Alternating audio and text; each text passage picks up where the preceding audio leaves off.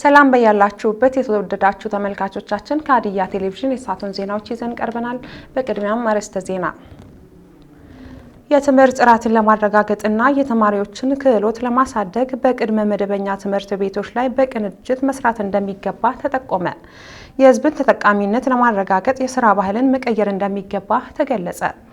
የብዝሃ ሕይወት ሀብትን በማልማት ኢኮኖሚያዊ ተጠቃሚነትን ለማሳደግ የቅንጅት ስራዎች ተጠናክረው ሊቀጥሉ እንደሚገባ የግብርና ሚኒስትር ዶክተር ግርማ አመንቴ ገለጹ።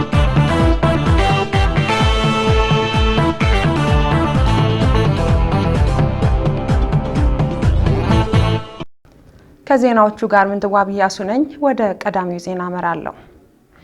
የትምህርት ጥራትን ለማረጋገጥና የተማሪዎችን ክህሎት ለማሳደግ በቅድመ መደበኛ ትምህርት ቤቶች ላይ በቅንጅት መስራት እንደሚገባ ተጠቆመ።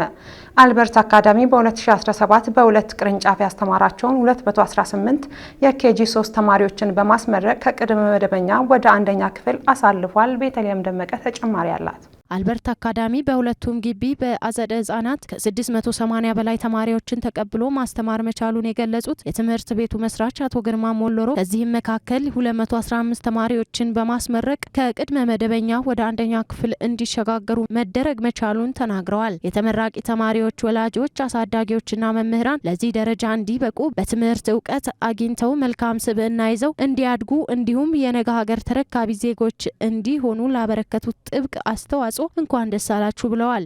ዝነኛው አልበርት አካዳሚ በሁለቱም ግቢ ከአጸደ ህጻናት ከ680 በላይ ተማሪዎችን ተቀብሎ ማስተማር ችለናል። ከነዚህ መካከል ከ215 ተማሪዎች በላይ በዛሬ ዕለት ከቅድመ መደበኛ ወደ አንደኛ ክፍል እንዲሸጋገሩ አድርገናል። መልካም ስብዕና ይዘው እንዲያድጉ እንዲሁም የነገ ሀገር ተረካቢ ዜጎች እንዲሆኑ የቀረጹ መምህራን እንኳን ደስ አላችሁ። ኮንግራቹሌሽን።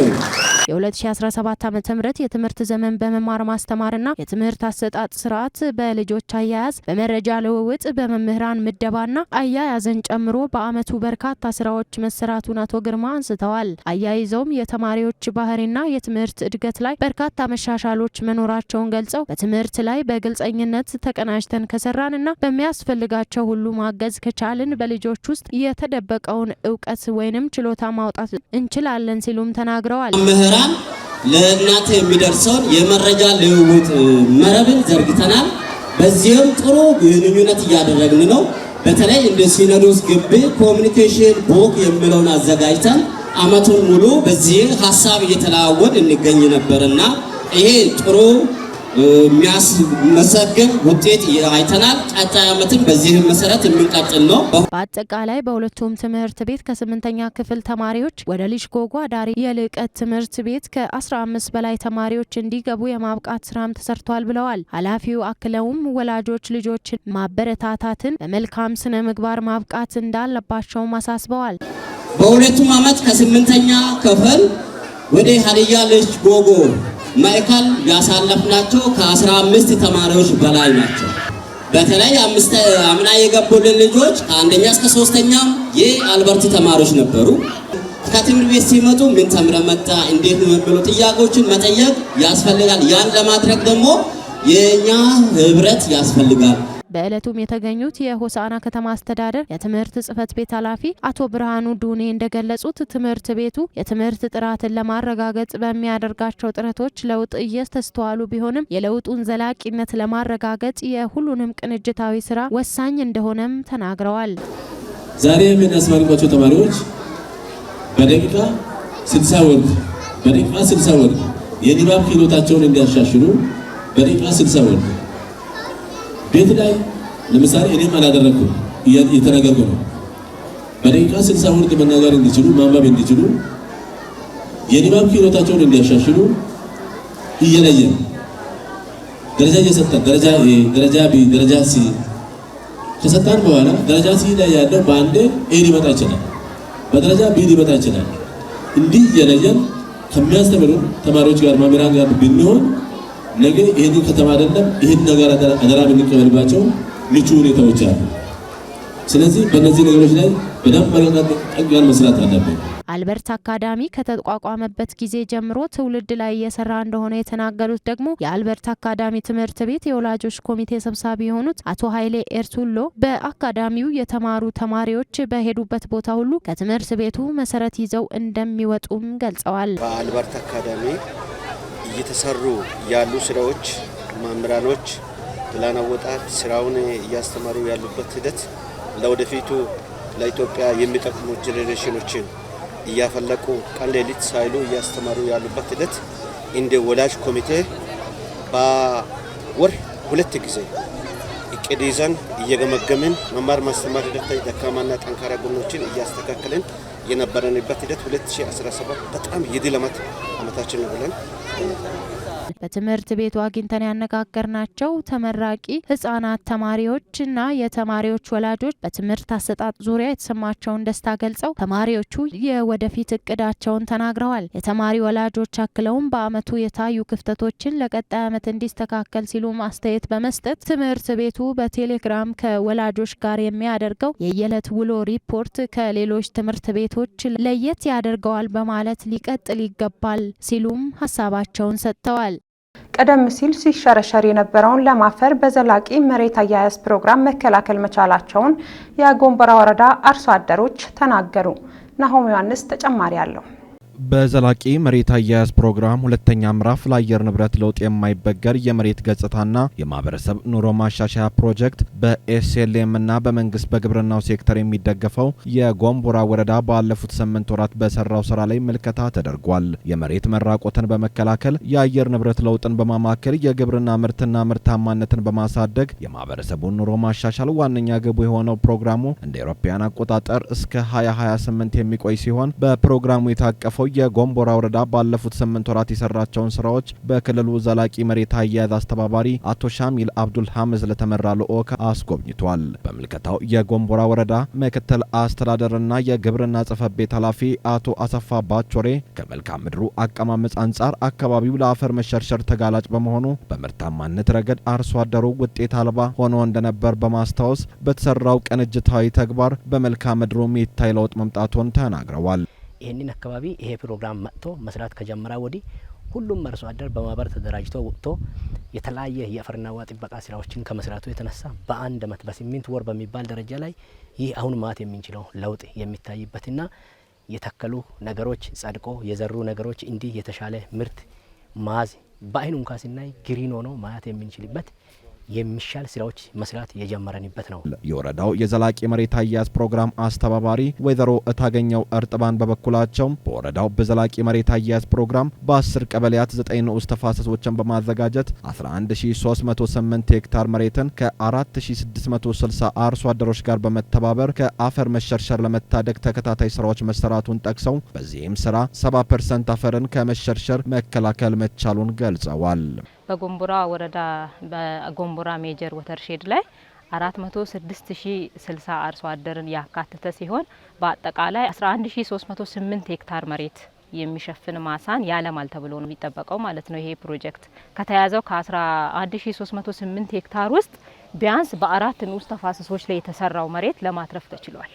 የሀዲያ ዞን ዋና አስተዳዳሪ አቶ ማቴዎስ አንዮ በዘላቂ መሬት አያያዝ ፕሮግራም በቂ ክትትልና ድጋፍ በማድረግ ለህብረተሰቡ ግንዛቤ በመፍጠር ለውጥ ማምጣት እንደሚቻል በጎንቦራ ወረዳ በዘላቂ መሬት አያያዝ ፕሮግራም የተመዘገበው ስኬት አይነተኛ ማሳያ ነው ብለው በጠቅላይ ሚኒስትሩ የተጀመሩ ንቅናቄዎች ትግበራው መሬት ላይ እንዳለ ይህ ፕሮጀክት ይመሰክራል ብለዋል።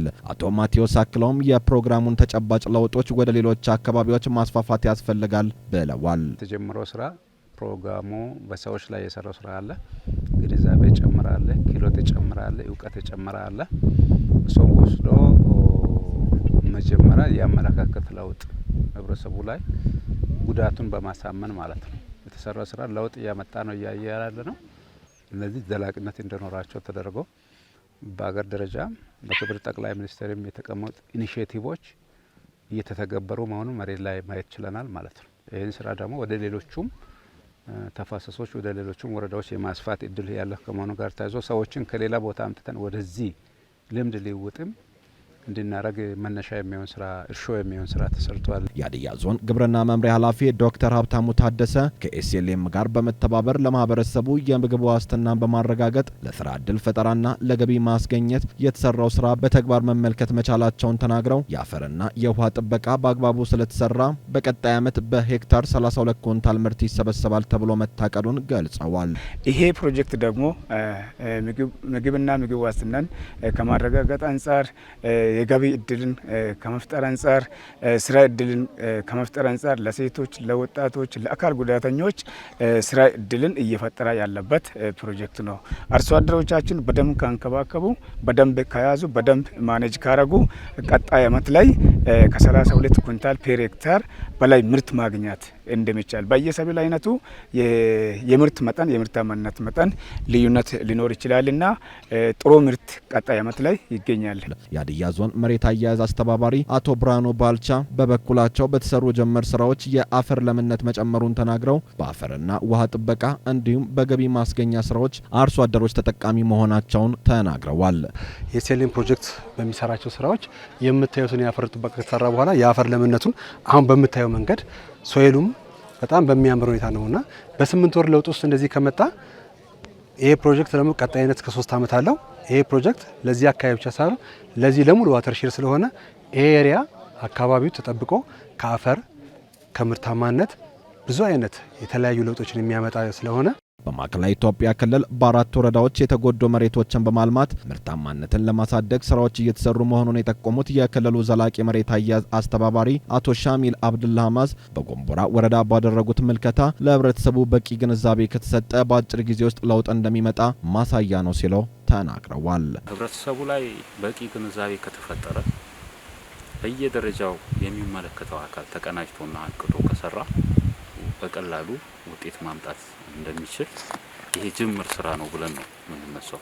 በዘላቂ መሬት አያያዝ ፕሮግራም ተጠቃሚ የሆኑ የጎንቦራ ወረዳ አርሶ አደሮች በቂ ግንዛቤ ተሰጥቷቸው ወደ ስራ መግባታቸውን ቀደም ሲል ሲሸረሸር የነበረውን ለም አፈርና ውሃ መከላከል መቻላቸውን ተናግረው ፕሮጀክቱ ከዚህም ባሻገር ለስራ እድል ፈጠራና ለምርትና ምርታማነት እድገት እንደጠቀማቸው ተናግረዋል። በእንዲህ አይነት ወቅት ላይ መሬቱ ልክ እንደታረሰ ከላይ የነበረውን ለም አፈር ወስዶ ጎንቦራ ወንዝ ላይ ነው የሚጨምረው። ይህንን ነገር ዘንድሮ ምንም የተንቀሳቀሰ ነገር የለም። በአፈርና ውሃ ጥበቃ ስራ ላይ ተሰማርቶ ይሄ አሁን እንደዚህ ሳር ተተክሎ ያው ይጠበቃል የሚል እምነት አለኝ። በጎንቦራ ወረዳ በዘላቂ መሬት አያያዝ ፕሮግራም ባለፉት 8 ወራት በችግኝ ጣቢያ ለማህበረሰቡ ቋሚና ጊዜያዊ የስራ ዕድል በመፍጠር በያዝነው ዓመት ብቻ 1.8 ሚሊዮን ችግኝ በማፍላት መዘጋጀት መቻሉን በምልከታው ተገልጿል።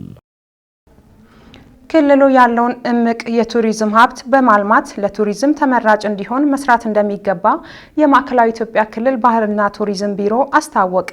ቢሮ ከክልሉ ንግድና ገበያ ልማት ቢሮ ጋር በመቀናጀት ለመስራት የሚያስችል የምክክር መድረክ አካሂዷል። ዘመን ዮሐንስ ዝርዝሩን ያቀርበዋል። በማዕከላዊ ኢትዮጵያ ክልል የባህልና ቱሪዝም ቢሮ ከክልሉ ንግድና ገበያ ልማት ቢሮ ጋር የቱሪስት አገልግሎቶች የሙያና አገልግሎት ብቃት ማረጋገጫ አሰጣጥ ላይ በቅንጅት መክረዋል። የምክክር መድረኩንም የክልሉ ባህልና ቱሪዝም ቢሮ ምክትል ኃላፊና የቱሪዝም ዘርፍ ኃላፊ አቶ ኑሪ ከድርና የክልሉ ንግድና ገበያ ልማት ቢሮ ምክትል ኃላፊ ወይዘሮ ቀመሪያ ራሺያት መርተዋል። በውይይቱ መድረክም በክልሉ የቱሪዝም ሀብቶቻችንን የቱሪስት መዳረሻ ስፍራዎች ለማድረግ የተጀመሩ ስራዎች ተጠናክረው መቀጠላቸውን ኃላፊው አቶ ኑሪ የገለጹ ሲሆን የቱሪስት አገልግሎት ሰጪ ተቋማትን በመመሪያው መሰረት ከባለድርሻ አካላት ጋር በቅንጅት ለመስራት እንደታቀደም ተናግረዋል። አቶ ኑሪ አክለውም የአገልግሎት አሰጣጥ ስርዓትን በማዘመን እስከታች ድረስ ወርዶ የአገልግሎት ሰጪ ተቋማትን የምክክር ድጋፍና የተለያዩ ስልጠናዎችን እንደሚሰጥም ተናግረዋል። የክልሉ ንግድና ገበያ ልማት ቢሮ ምክትል ኃላፊ ወይዘሮ ቀመሪያ ራሺያት በበኩላቸው በጋራ የምንሰራቸው ስራዎች እስከታች ድረስ ውጤታማ ያደርጋሉ ብለዋል። ለዚህም በዚህ ስርዓት ውስጥ ከምናከናውናቸው ቴክኒኮች የአገልግሎት ሰጪ ተቋማት በህጋዊ መንገድ እንዲሰሩ እንዲያገፋፉ የንግድ ፈቃድን ማደስ አንዱ ነው በማለት ለዚህም ደግሞ የባህል ቱሪዝም ቢሮ ምስክርነትን ሲሰጥ የአሰራር ሂደትን ያቀላጥፋል ብለዋል። ተሳታፊዎቹ በክልሉ በቱሪዝም ዘርፉ እየተከናወኑ የሚገኙ አዳዲስ እድገቶችን የበለጠ ውጤታማ ለማድረግ መድረኩ ፋይዳ እንዳለው በመጠቆም መንግስት ከባለድርሻ አካላት ጋር እስከ ታችኛው መዋቅር ድረስ ወርዶ መስራት እንዳለበትም ሀሳብ አካፍለዋል ሲል ባልደረባችን ማንደፍሮ ሎምቢሶ ዘግቧል። የህዝብን ተጠቃሚነት ለማረጋገጥ የስራ ባህልን መቀየር እንደሚገባ ተጠቆመ። ዞናዊ የስራ ዕድል ፈጠራ የብድር ስርጭትና አመላለስ ንቅናቄ አፈጻጸም ግምገማ መድረክ በሆሳዕና ከተማ ተካሂዷል። ለምለም ዩኤል ዝርዝሩን ታቀርበዋለች። በእለቱ የሀዲያ ዞን ስራ ዕድል ኢንተርፕራይዝ መምሪያና በኦሞ ባንክ የተዘጋጀ የወጣቶች የስራ ዕድል ፈጠራ ብድር ስርጭት አመላለስ የንቅናቄ አፈጻጸም ሪፖርት ቀርቦ ሰፊ ውይይት ተደርጓል። የኦሞ ባንክ የሆሳዕና ዲስትሪክት ስራ አስኪያጅ አቶ ደመቀ ገብሬ እንደገለጹት ውይይቱ የስራ ዕድል ፈጠራና ኦሞ ባንክ በጋራ በመሆን የተጀመሩ ስራዎች ለወጣቶች ተደራሽ በማድረግ ውጤታማ ስራ ለመስራት ያለመ ነው ብለዋል። በአሁኑ ወቅትም ከ250 ሚሊዮን በላይ ገንዘብ ውጭ መኖሩን አንስተው ይህንን በማስመለስ ወጣቶችን ተጠቃሚ ማድረግ ይገባል ብለዋል። ስራ ዕድል ፈጠራና የኦሞ ባንክ በጋራ በመሆን በቅንጅት የጀመርናቸው ስራዎች አሉ። እነዚህን ስራዎች ውጤታማ ከማድረግ አንጻር እንዴት ብንሄድ ነው ወደ ወጣቱ መድረስ የምንችለው፣ እንዴት ብንሄድ ነው ለውጥ ልናመጣ የምንችለው በሚል ደረጃ ነው የጋራ መድረክ ያደረግነው። ስለዚህ ይሄ ስራ ደግሞ በአሁኑ ሰዓት እየተመራ ያለው በፓርቲ ስለሆነ ፓርቲው በአግባብ የዞኑ ኢንተርፕራይዝ እና የዞኑ ኦሞን እየደገፈ ያለበት ሁኔታ አለ። ስለዚህ በአሁኑ ሰዓት ከፍተኛ የሆነ ሀብት ውጭ አለ።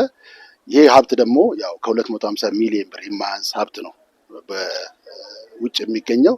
ይሄን ገንዘብ ማስመለስ የምንችለው ለወጣቱ ማድረስ የምንችለው አሁን በተጀመረው ንቅናቄ እስከታች ድረስ ወርደን ባለ ዕዳውን አግኝተን ዕዳው ወደ ላይ ሲመለስ መልሰን ደግሞ ለወጣቱ የምናሰራጭበት ሁኔታዎች ስላሉ በዚህ ጉዳይ ላይ በምን አይነት ፍጥነት መሄድ አለብን በድረስ ተግባብተናል።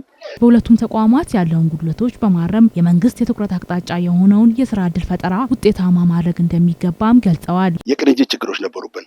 ሁለቱ አካላት ተቀናጅቶ ከመስራት ነገር ክፍተቶች አሉ።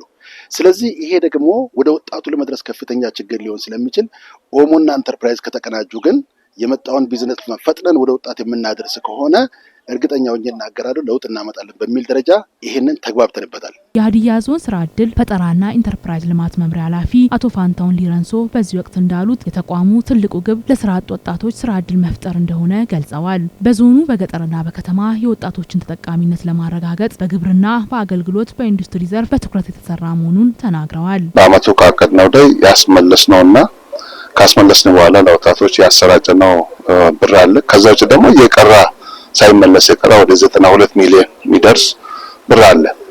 ይሄን 92 ሚሊዮን የሚደርሰውን ብር በ3 ወር ውስጥ ማስመለስ አለብን ብለን የዘጠና ቀን እቅድ ያቅደናል። ብር ማስመለስ ብቻ ሳይሆን ቁጠባ ላይ ወደ 6.5 ሚሊዮን ያቀድነው አለ። በተመሳሳይ 45 ሚሊዮን አካባቢ እናሰራጫለን ብለን ያቀድነው አለ። ወደ 3000 የሚደርሱ ወጣቶችን ተጠቃሚ እናደርጋለን በዚህ ፓኬጅ ብለን ያቀድነዋል። በየደረጃው ባለው መዋቅር ላይ ያለውን የቅንጅት ጉድለት በማረም አቅዶ መስራት እንደሚገባ ተናግረው ከኦሞ ባንክ ጋር በብድር በገንዘብ ስርጭትና አመላለስ ላይ በጋራ እየሰሩ እንደሆነ ገልጸዋል። በአመቱ ይህን ያህል ወጣቶችን ስራ ዕድል እንፈጥራለን ብለን ስናቅድ በብድርም ያለ ብድርም ነው የምናቅደው። በብድር ያቀድናቸው ወጣቶች ስራ ዕድል የሚፈጠረው ከኦሞ ጋር ተቀናጅተን በምንሰራው ስራ ነው። በብድር ይህን ያህል ወጣቶችን ስራ ዕድል እንፈጥራለን ብለን ስናቅድ ይሄን ያህል ገንዘብ ለወጣቶች እናሰራጫለን ብለን ስናቅድ ይሄን ያህል ወጣቶች እንዲቆጥቡ እናደርጋለን ብለን ስለ ቁጠባ ስናቅድ ይሄን ያህል ብር እናስመልሳለን ብለን ስናቅድ የሁሉ ተግባራት ከኦሞ ጋር በጋራ የምንሰራቸው ናቸው። የውይይቱ ተሳታፊዎች በየበኩላቸው በብድር አመላለስ፣ በቁጠባ፣ በቢዝነስ ፕላን፣ በብድር ስልጭት የታዩ ጠንካራ ጎኖችን በማስቀጠል በቀጣይ የወጣቱን ተጠቃሚነት በሚያረጋግጡ ተግባራት ላይ በጋራ ለመስራት መዘጋጀታቸውን ተናግረዋል። ከብድር አመላለስ፣ ከስርጭት፣ ከቢዝነስ ፕላን ዝግጅት እንዲሁም ከቁጠባ ጋር ተያይዞ ያሉ አፈጻጸሞች በምን ደረጃ ላይ ያሉ የሚለውን ነገር ለመገምገም ተችሏል። ይሄ ወሳኝ ጉዳይ ነው።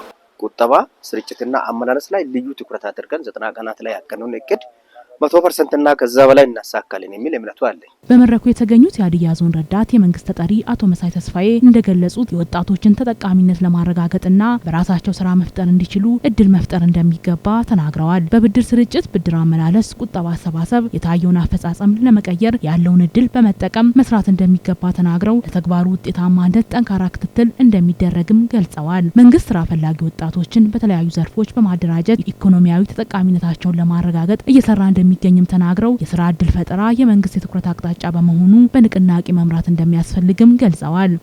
የተገለጹ ኮሚትመንቶች ጥሩ ናቸው። ወደ መሬት ማውረድ ኮሚትመንት ተገልጿል። ይሄ ኮሚትመንት ፕራክቲካል መገለጽ አለ።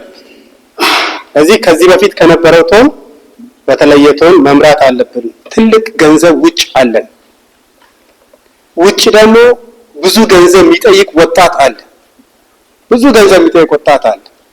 ይሄን እጃችን ላይ ያለውን ገንዘብ ለወጣቱ ሪሊዝ ማድረግ መቻል አለብን። የወጣቱ ተጠቃሚነት ማረጋገጥ መቻል አለብን። ስለዚህ ያንን እያደረግን መሄድ አለብን። አንዱ ወጣቶች በራሳቸው ስራ እንዲፈጥሩ እድል የምንፈጥርበትን መንገድ ነው። በራሳቸው ስራ እንዲፈጥሩ እድል ማመቻቸት አለብን።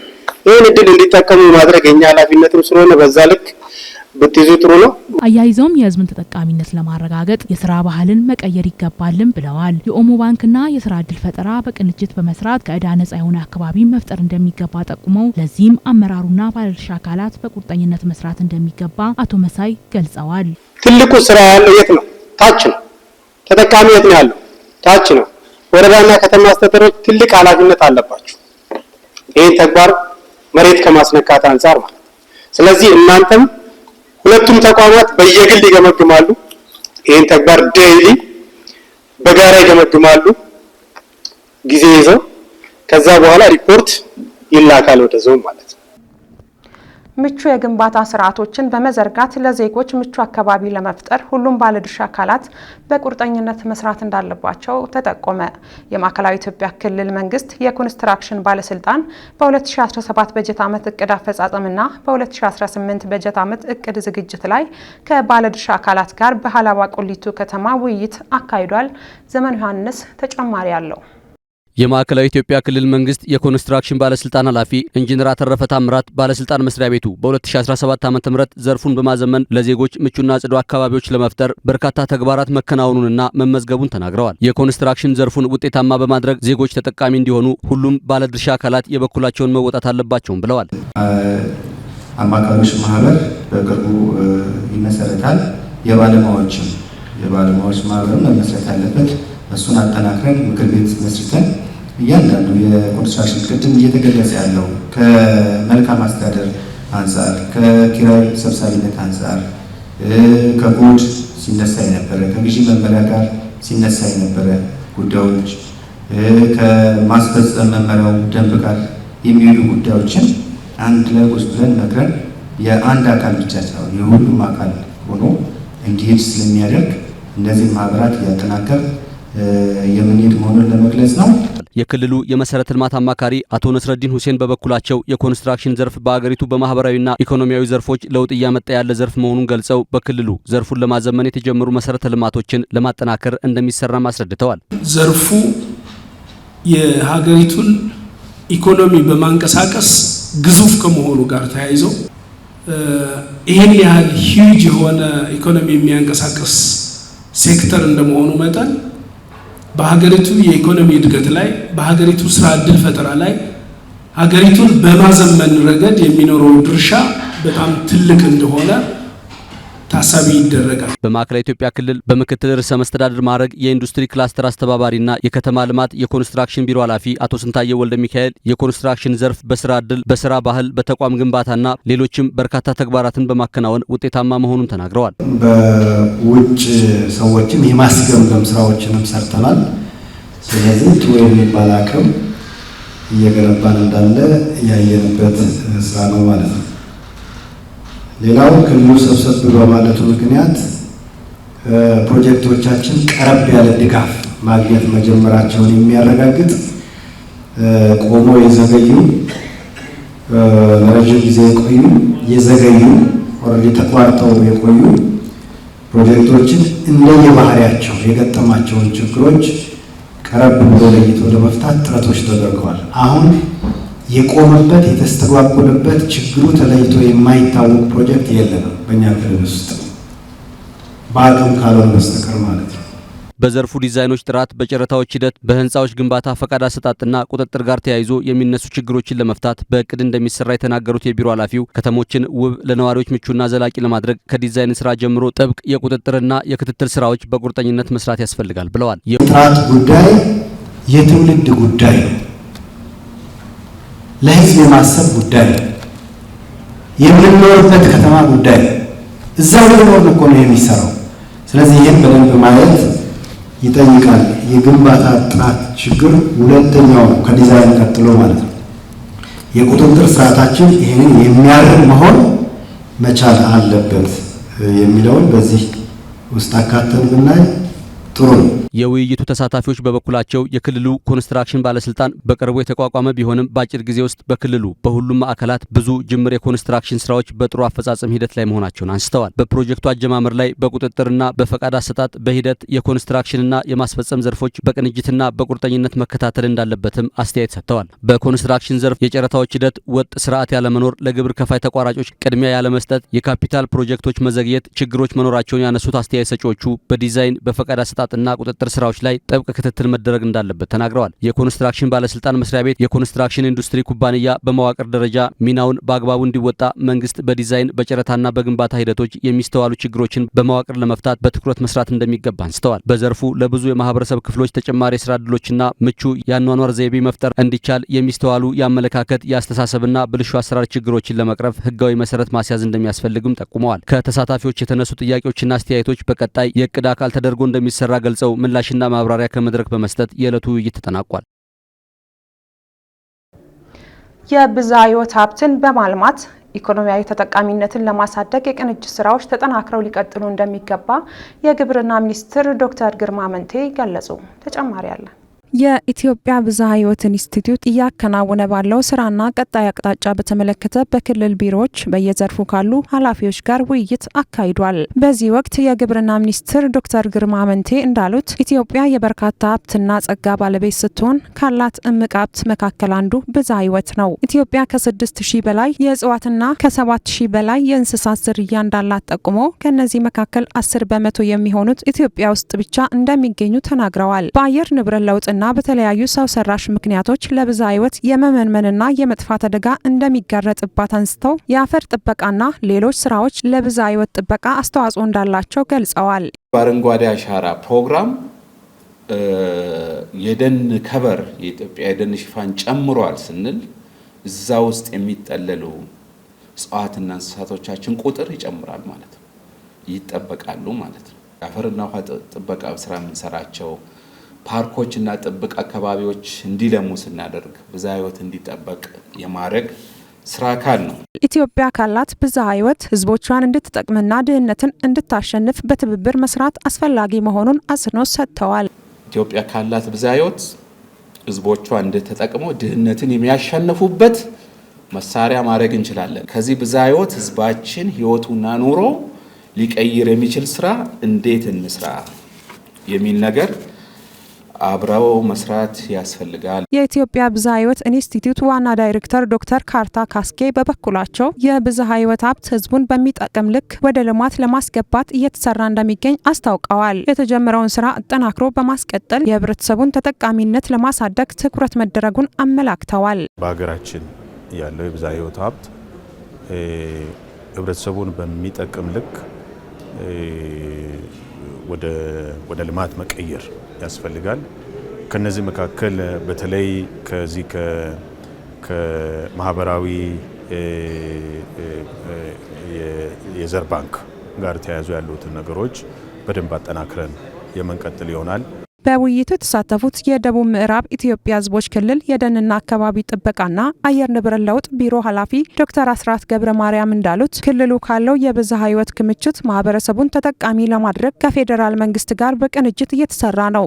እኛ ጋር ሰፊ የብዝሃ ሕይወት ክምችት ያለበት አካባቢ ስለሆነ አካባቢውን በአግባቡ ጠብቀን መጠበቅ ብቻ ሳይሆን ማህበረሰቡ ከዛ ተጠቃሚ መሆን ስላለበት ከፌዴራልም የሚደረግልን ድጋፍ መሰረት አድርገን ትልቅ ስራ እየሰራን ያለ ነው። የሐረሪ ክልል የአካባቢ ጥበቃ ባለስልጣን ዋና ዳይሬክተር ነቢላ ማህዲ እንዳሉት ሐረሪ በአትክልትና ፍራፍሬ የምትታወቅ እንደመሆኗ የብዝሃ ሕይወት ስራ ላይ ትኩረት ተሰጥቷል። በጣም በርካታ የመድኃኒት እጽዋትና በፍራፍሬ ነው የምትታወቀው ሐረሪና ያንን ግን ከማቆየት አኳያ እዚህ የብዝሃ ሕይወት ስራ ላይ ሰፊ ስራ እየሰራን ነው ያለነውና እንደ ኢዜአ ዘገባ በሲዳማ ክልል የደንና አካባቢ ጥበቃ የአየር ንብረት ለውጥ ባለስልጣን ብዝሃ ሕይወት ዳይሬክተር ሀገርሳ ሀመሮ በበኩላቸው በክልሉ ያለውን በርካታ የብዝሃ ሕይወትን የመጠቀም ተግባር ተጠናክሮ ይቀጥላል ብለዋል። መስራት፣ መለየት፣ ከዛ በኋላ መጠበቅ፣ መጠቀም ተጀምሯል እና ሰፊው ስራ ነው እየተሰራ ያለው።